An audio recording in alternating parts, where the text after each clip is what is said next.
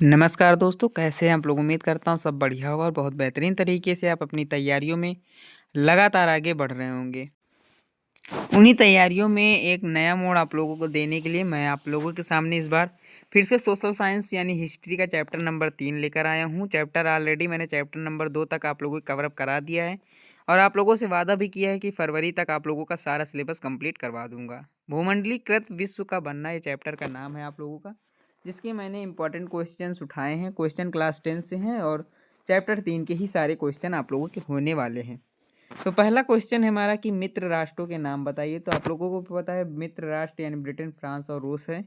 ठीक है। दक्षिणी अमेरिका में एल डोराडो क्या है? तो किंवदंतियों के बदौलते सोने का शहर, जो कि एल डोराडो कहलाता है। तीसरा क्वेश्चन है हमारा, किस देश के पास अंतर्राष्ट्रीय मुद्रा कोष और विश्व बैंक में वीटो का प्रभावशाली अधिकार है? तो आपको भी पता है कि संयुक्त राज्य अमेरिका के पास ये था। ठीक है। क्वेश्चन नंबर 4 है हमारा कि लगभग 500 साल पहले किस फसल के बारे में हमारे पूर्वजों को ज्ञान नहीं था? तो आलू है। आलू 500 साल पहले किसी भी पूर्वज को ज्ञात नहीं था, यानी कि 1500 वर्ष, 1500 में, मतलब 1500 वर्ष में आप लोगों को आलू के बारे में जानकारी नहीं थी। ठीक है। तो ये क्वेश्चन हो गया। सारे क्वेश्चन आप लोगों को इंपॉर्टेंट क्वेश्चन दे रहा हूँ। एक भी ऐसे क्वेश्चन नहीं है जो कि कभी ना पूछे गए हों, और अगर किताब में है तो वो इंपॉर्टेंट क्वेश्चन बन भी जाते हैं। क्वेश्चन नंबर 5 है हमारा कि कौन से दो आविष्कारों ने 19वीं सदी के विश्व में परिवर्तन किया? तो उत्तर आपका भाप का इंजन होगा और रेलवे होगा। 1928 से लेकर के 1934 के बीच भारत में गेहूं की कीमत 50% तक क्यों गिर गई? तो महामंदी का कारण था, तो कि गिर गई, वरना महामंदी ना होती तो 50% तक गेहूं की गिरावटें न गिरती। अमेरिका महाद्वीप की खोज किसने की थी? क्रिस्टोफर कोलंबस ने की थी। उस यूरोपीय देश का नाम लिखिए जिसने अमेरिका पर विजय प्राप्त की। तो स्पेन है, जो कि अमेरिका पर विजय प्राप्त की थी। भूमंडलीकृत विश्व के बनने में मदद देने वाले कोई दो कारक? तो आप लोगों का उत्तर होगा कि व्यापार, भूमंडलीकृत व्यापार और काम की तलाश में एक जगह से दूसरी तरफ जाते लोग, पूंजी। ठीक है। अब उन क्वेश्चनों को भी मैंने ऐड कर लिया है जो कि 3 से लेकर के 5 नंबर तक आते हैं और बहुत इंपॉर्टेंट क्वेश्चन है और बहुत इंपॉर्टेंट रोल भी निभाते हैं। ठीक है। तो पहला क्वेश्चन है हमारा कि अमेरिका जाने वाले नए समुद्री रास्तों की खोज के बाद विश्व में क्या बदलाव हुए? 3 उदाहरण दीजिए। तो जैसे ही आलू का इस्तेमाल शुरू करने पर यूरोप के गरीबों की जिंदगी में बदलाव आया, उनका भोजन बेहतर हो गया और औसत उम्र बढ़ने लगी। गुलामों का व्यापार शुरू हो गया। यूरोप में धार्मिक टकराव होते रहते थे, इसलिए हजारों लोग यूरोप से भागकर अमेरिका चले गए।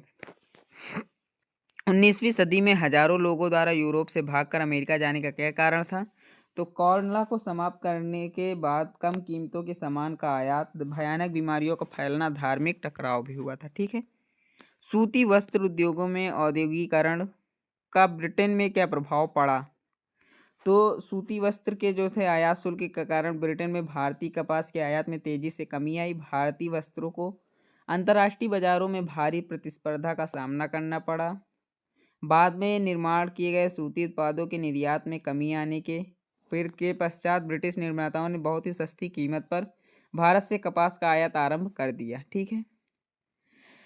क्वेश्चन नंबर 4 है हमारा कि व्यापार अधिशेष से क्या अभिप्राय है? भारत के साथ ब्रिटेन व्यापार अधिशेष की अवस्था में क्या रहा? तो देखो उत्तर होगा आपका, जब निर्यात मूल्य आयात मूल्य से अधिक होता है। यहाँ पे समझिए, निर्यात मूल्य आयात मूल्य से अधिक होता है तो इसे व्यापार अधिशेष कहा जाता है। ठीक है। जब निर्यात मूल्य आयात मूल्य से अधिक हो तो उसे व्यापार अधिशेष कहा जाता है।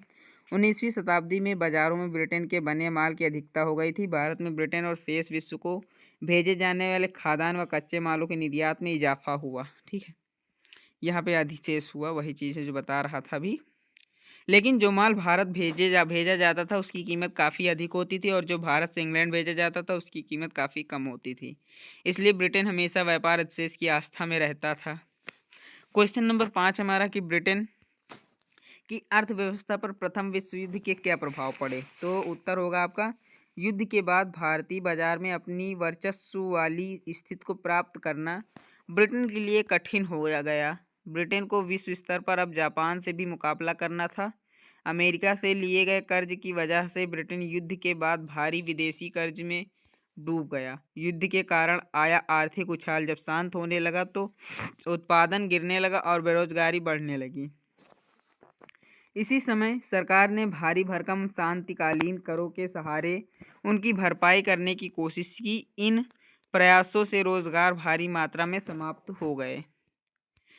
क्वेश्चन नंबर 6 हमारा, आर्थिक महामंदी के कारण बताइए। तो आर्थिक महामंदी के कारण, महामंदी की शुरुआत 1929 से हुई और यह संकट 30 के दशक के मध्य तक बना रहा। इसी दौरान विश्व के ज़्यादातर हिस्सों में उत्पादन, रोजगार, आय और व्यापार में बहुत बड़ी गिरावट दर्ज की गई। युद्धोत्तर अर्थव्यवस्था बहुत कमज़ोर हो गई थी। कीमतें गिरी तो किसानों की आय घटने लगी और आमदनी बढ़ाने के लिए किसान अधिक मात्रा में उत्पादन करने लगे। बहुत सारे देशों ने अमेरिका से कर्ज भी लिया, क्योंकि अमेरिका सबसे उस समय धनी देशों में होता था। तो कोई भी अगर कर्ज ले रहा तो अमेरिका से ही ज़्यादातर लेता था, क्योंकि उसके पास सबसे ज़्यादा धन था और रोज़गार सबसे ज़्यादा वही था। रोजगार के साथ साथ मार्केट हब भी बना हुआ था।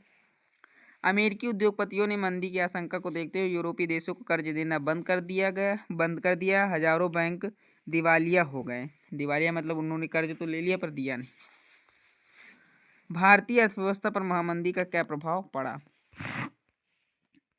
तो 1928 से 1934 के बीच देश का आयात निर्यात घटकर आधा रह गया। अंतर्राष्ट्रीय बाजार में कीमतें गिरने पर भारत में गेहूं की कीमत 50% तक गिर गई। उसके बाद किसानों और काश्तकारों को ज़्यादा नुकसान हुआ। महामंदी शहरी जनता एवं अर्थव्यवस्था के लिए भी हानिकारक था। 1931 में मंदी चरम सीमा पर थी, जिसके कारण ग्रामीण भारत असंतोष व उथल पुथल के दौर से गुजर रहा था।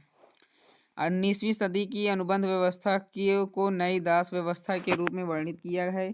उपयुक्त उदाहरण देकर स्पष्ट कीजिए। तो मैंने उदाहरण लिखा भी है, अभी आपको दिखाता हूँ। एजेंट मजदूरों को फुसलाने के लिए झूठी जानकारियां देते थे। एजेंटों द्वारा मजदूरों का अपहरण भी कर लिया जाता था। नई जगह की जीवन और कार्य स्थितियां कठोर थी। वेतन बहुत कम था। काम का ठीक से न कर पाने के कारण वेतन काट लिया जाता था। उसके बाद मजदूरों के पास कानूनी अधिकार ना के बराबर थे। अब वैश्वीकरण का अर्थ क्या है और अंतर्राष्ट्रीय आर्थिक विनिमय 3 प्रकार के प्रवाहों का वर्णन कीजिए।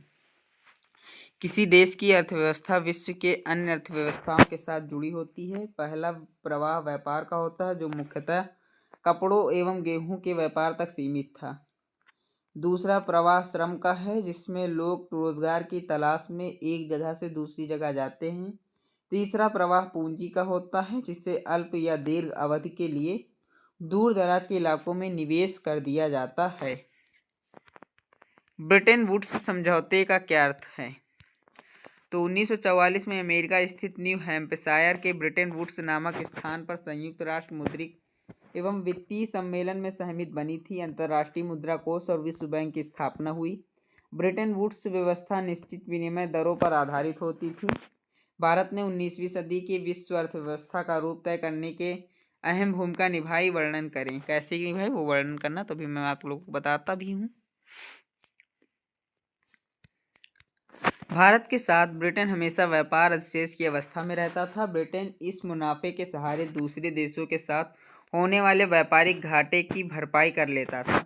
ब्रिटेन के व्यापार से जो अधिशेष हासिल होता था उसे तथाकथित होम चार्जेस, देशी खर्चे का निपटारा होता था। इसमें ब्रिटिश के अफसरों और व्यापारियों द्वारा अपने घर भेजी गई निजी रकम, भारत बाहरी कर्ज और ब्याज और भारत में काम कर रहे ब्रिटिश अफसरों की पेंशन शामिल थी। ठीक है।